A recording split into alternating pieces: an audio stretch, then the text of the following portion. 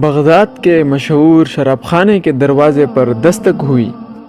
شراب خانے کے مالک نے نشے میں دھت ننگے پاؤں لڑکھڑاتے ہوئے دروازہ کھولا تو اس کے سامنے سادہ لباس میں ایک پروقار شخص کھڑا تھا۔ مالک نے اکتائی لہجے میں کہا، معذرت چاہتا ہوں، سب ملازم جا چکے ہیں، یہ شراب خانہ بند کرنے کا وقت ہے، آپ کل آئیے گا۔ اس سے پہلے کہ مالک پلٹتا، اجنبی نے اس کے کندھے پر ہاتھ رکھ کر کہا، مجھے بشر بن حارث سے ملنا ہے، اس کے نام بہت اہم پیغام ہے۔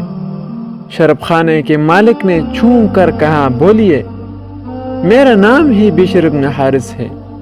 اجنبی نے بڑی حیرت سے سر سے لے کر پاؤں تک سامنے لڑکھڑاتے ہوئے شخص کو دیکھا اور بولا، کیا آپ ہی بشر بن حارث ہیں؟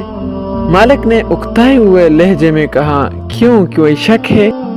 اجنبی نے آگے بڑھ کر اس کے ہاتھوں کو بوسہ دیا اور بولا، سنو بشر بن حارث، خالق ارض و سما نے مجھے کہا کہ میرے دوست بشر بن حارث کو میرا سلام عرض کرنا اور کہنا، جو عزت تم نے میرے نام کو دی تھی وہی عزت رہتی دنیا تک تمہارے نام کو ملے گی۔ اتنا سننا تھا کہ بشر بن حارث کی نگاہوں میں وہ منظر گھوم گیا جب ایک دن حسب معمول نشے میں دھت چلا جا رہا تھا۔ اس کی نظر گندگی کے ڈھیر پر پڑے ایک کاغذ پر پڑی جس پر اسم اللہ لکھا تھا۔ بشر نے کاغذ کو بڑے احترام سے چوما، صاف کر کے پاک جگہ میں رکھ دیا اور کہا، اے مالک عرش العظیم، یہ جگہ تو بشر کا مقام ہے، تمہارا نہیں ہے۔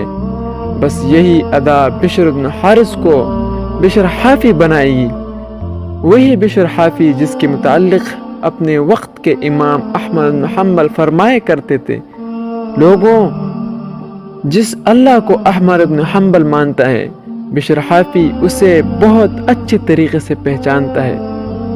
بعد میں بشر بن حافی رحمہ اللہ بہت بڑے فقیہ اور محدث بن گئے۔